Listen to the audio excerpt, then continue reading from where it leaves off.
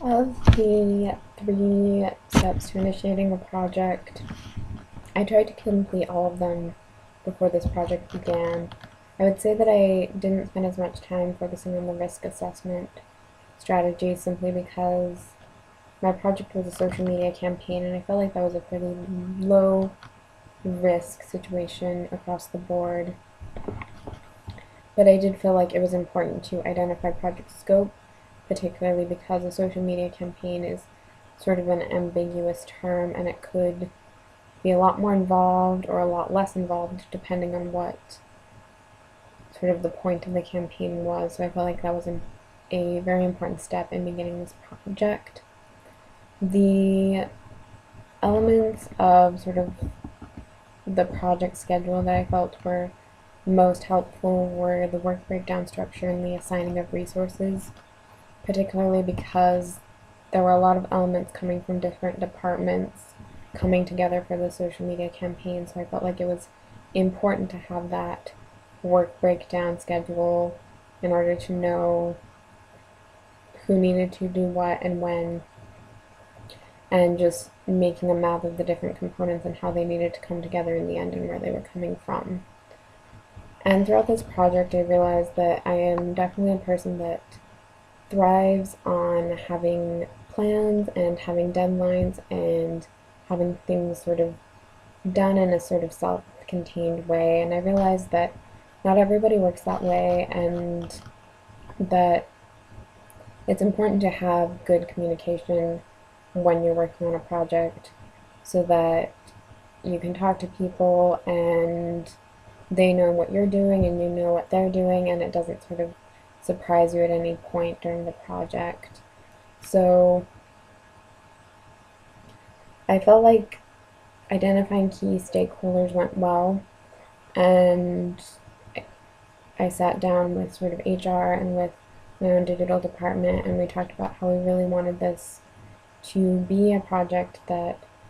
shows our appreciation to our volunteers but also encourages people to volunteer, and sort of identifying what we wanted this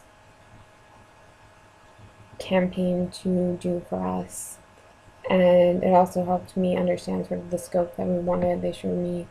the content that they had and then how I could sort of translate that content into a campaign. The risk management was sort of a situation that I wasn't really sure how to prepare for, and I'm not sure even if I had spent more time on the risk management I would have been able to prepare for, and that was simply the fact that there were sort of the tragedies in London and England while